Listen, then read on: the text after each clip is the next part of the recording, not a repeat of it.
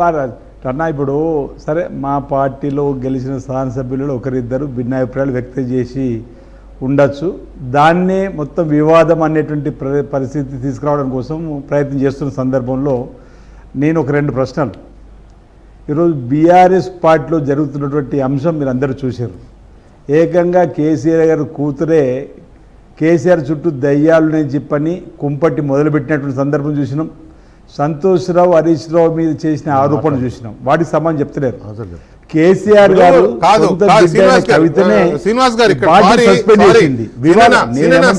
నేను ఆపుతున్నా అడ్డుపడుతున్నా అనుకోవద్దు, కానీ ఈ చర్చ ప్రభుత్వానికి సంబంధించి, ప్రభుత్వము పూర్తిగా ప్రజలకు సంబంధించి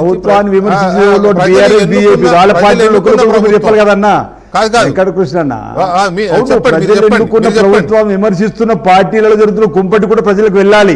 ఈ రోజు కవితను సస్పెండ్ చేసిన సందర్భం కూడా దయచేసి దీన్ని మీరు అటు తీసుకెళ్తే ఏంటంటే డైవర్ట్ చేయడానికి శ్రీనివాస్ గారు అటు తీసుకెళ్ళినాడు అంటారు. అవసరం లేదు. ఎందుకంటే వాళ్ళ కుంపటి పట్టుకున్నా, వాళ్ళు కొట్టుకున్నా, వాళ్ళు తిట్టుకున్నా ప్రజలకు డైరెక్ట్గా వచ్చే నష్టం లేదు. అయితే గీతే వాళ్ళ పార్టీ నష్టపోతుంది. ఆ పార్టీ నష్టపోతే అంతిమంగా లాభపడేది మీరు, లేకపోతే బీజేపీ. అయినా కూడా జరుగుతలేదు కదా, మరి అట్లా కూడా అవ్వట్లేదు కదా, మీరే ఇది అవుతున్నారు కదా, నష్టపోతున్నారు కదా. సో ఇక్కడ పాయింట్ ఏంటంటే ఒకవైపు మంత్రులు, ఒకవైపు ఎమ్మెల్యేలు, మీరే అంతా బయట వేసుకుంటున్నారు. ఎందుకు ఈ పరిస్థితి? క్రమశిక్షణ పోయిందా అని. దానికి సమాధానం ఇంతకుముందు మొదటి విడతలు చెప్పినా అన్న. ఈరోజు పాపులారిటీ ఈ ప్రభుత్వానికి పెరుగుతుంది. గౌరవ ముఖ్యమంత్రి రేవంత్ రెడ్డి గారు కూడా పాపులారిటీ పెరుగుతుందంటే శ్రీధర్కి ఇక్కడ తట్టుకోలేకపోతున్నాడు. ప్రజలలో లేదు. ఈరోజు ప్రజలలో నిజంగానే ఒకరు పొరపాటు చేస్తే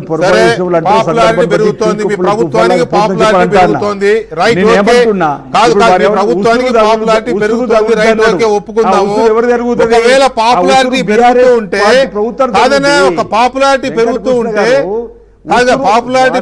ఉంటే అసంతృప్తితో ఉన్న ప్రజలకు మీరు ఇచ్చే సమాధానం ఏంటి? మొన్నటిదాకా యూరియా దొరకక రోడ్ల మీద తిరిగిన రైతులకు ఇచ్చే సమాధానం ఏంటి? ఇందాక నేను చెప్పిన రిటైర్ అయిన ఎంప్లాయీ సంగతి ఏంటి? మీ కరీంనగర్ జిల్లా వాడే నాకు ఫోన్ చేసినాడు. ఇవ్వాల్సిందే, వాళ్ళకి ఇవ్వాల్సిందే. ఎంప్లాయీస్ కు డ్యూస్ ఉంటే ఇవ్వాల్సిందే. ప్రభుత్వం ఇస్తుంది.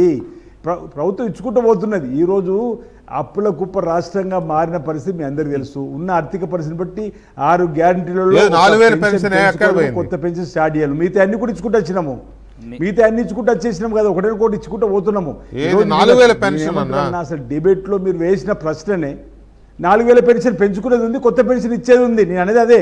మిగతా ఇంచుమించు మేము ఇంత ఆర్థిక పరిస్థితి అంతంత మాత్రం ఉన్న అన్ని పథకాలు ప్రారంభం చేసినామో చెప్తున్నాము. ఇందిరం ఇండ్లు మొదలుపెట్టినాము, ఈరోజు సన్న బియ్యం మొదలుపెట్టినాము, రేషన్ కార్డు మొదలుపెట్టినాము, ఈరోజు 200 యూనిట్ కరెంటు ఫ్రీగా ఇస్తున్నాము, రైతులు రుణమాఫీ చేసినాము. ఒకటొకటి వేసుకుంటూ వెళ్తున్నాం. ప్రజల్లో కూడా ఓ నమ్మకం ఏర్పడుతుంది ప్రభుత్వం మీద, రేవంత్ రెడ్డి గారు సర్కార్ మీద చెప్పే ప్రయత్నం చేస్తున్నా. ఎంత మాత్రం వివాదం అని చెప్పంటారు. వాళ్ళ పార్టీలు వివాదాలను కూడా ఎందుకు చెప్పొద్దని చెప్పే ప్రయత్నం చేస్తున్నారు తప్ప వాళ్ళు వ్యక్తిగతం విమర్శించే ప్రయత్నం కాదు. ప్రభుత్వం చేతిలో ఉన్నది చేయగలుగుతున్నది.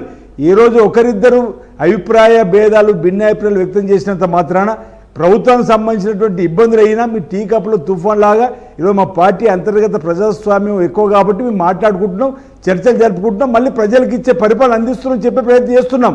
ఈరోజు మా ముఖ్యమంత్రి కానీ ఉప ముఖ్యమంత్రి కానీ మంత్రులు కోఆర్డినేషన్గా ముందుకు పోతున్నటువంటి పరిస్థితి చెప్తున్నాం. సరే మీరు అన్నట్టు ఒకరిద్దరు ఎమ్మెల్యేలు ఎక్కడెక్కడ మాట్లాడుతున్నవి పార్టీకి ప్రభుత్వానికి మైనస్ లా కనిపిస్తున్నా, వాటి వెంటనే అప్పటికప్పుడు అధిగమిస్తున్నాం చెప్పే ప్రయత్నం చేస్తున్నాను.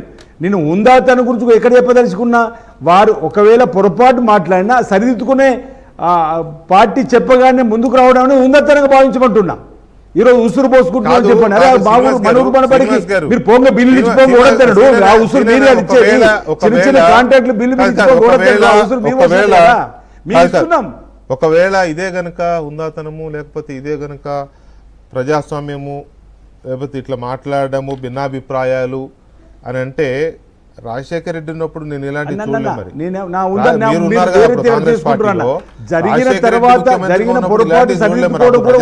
లేదనుకోవాలా? అప్పుడు రాజశేఖర రెడ్డి ముఖ్యమంత్రి ఉన్నప్పుడు అప్పుడు కాంగ్రెస్ పార్టీలో నియంతృత్వం ఉన్నదా ప్రజాస్వామ్యం కాకుండా? నేను ఒక అయితే ఐ థింక్ ఆయన చాలా గొప్ప లీడర్ అది ఆయన. నేను ఒక ప్రశ్న వేయదలుచుకున్నాను. ఒక మాట. సో ఇలాంటి సిచ్యువేషన్ లో మీరు ఇచ్చుకోవడం వల్ల ప్రయోజనం లేదు. కానీ ఒక్క మాట స్ట్రైట్ గా అడుగుతున్నా, మీ ప్రభుత్వం ప్రజల మధ్య ఇప్పుడు చులకన అవుతోంది, అన్పాపులర్ అవుతోంది అనే దాన్ని మీరు అంగీకరిస్తారా, అంగీకరించరా?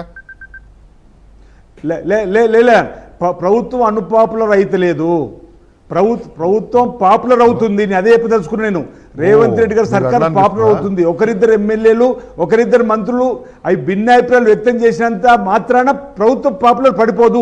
దాన్ని మీరు సరిదిద్దుకుంటున్నాం, టీ కప్లో తుఫాన్ లాగా దాన్ని ముగిస్తున్నారు. ఇది ప్రభుత్వం కాలాలే కూలాలని చెప్పి 3 రోజుల నుంచి కోరుకుంటే బీఆర్ఎస్ కు బీజేపీకి ఆనందం అనిపిస్తున్నాం. కానీ ప్రజలలో తప్పు అంటున్నాం కదా, సరిదిద్దుకుంటే మళ్ళీ ఉందాక ముందుకు పోతున్నాం అని చెప్తున్నా. నా పాయింట్ అక్కడ మామూలు అప్పుడేమో మాది 140 సంవత్సరాల చరిత్ర ఉన్న పార్టీ అని చెప్తారు. ఇప్పుడేమో తప్పును సరిదిద్దుకుంటా అంటారు. ఎక్కడిది ఇది? ఏంటి ఈ తప్పులు ఎందుకు వస్తున్నాయి?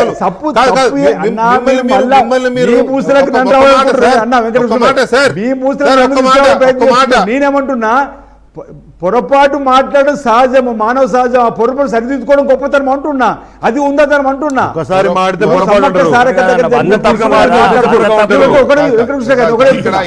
సమ్మక్క సారక్క దగ్గర 70 రోజుల్లో పనులు పూర్తి చేయాలనుకుంటున్నారు. ఆ సందర్భంలో లేదో ఇరకాటల్లో పెట్టాలని కాదు. కానీ ఒక్క నిమిషం శ్రీనివాస్ గారు, ఇది కంట్రోల్ తప్పిన వ్యవహారమా? ముఖ్యమంత్రిని అన్పాపులర్ చేయడానికి పార్టీలో గ్రూప్స్ చేస్తున్న ప్రయత్నం అనుకోవాలి.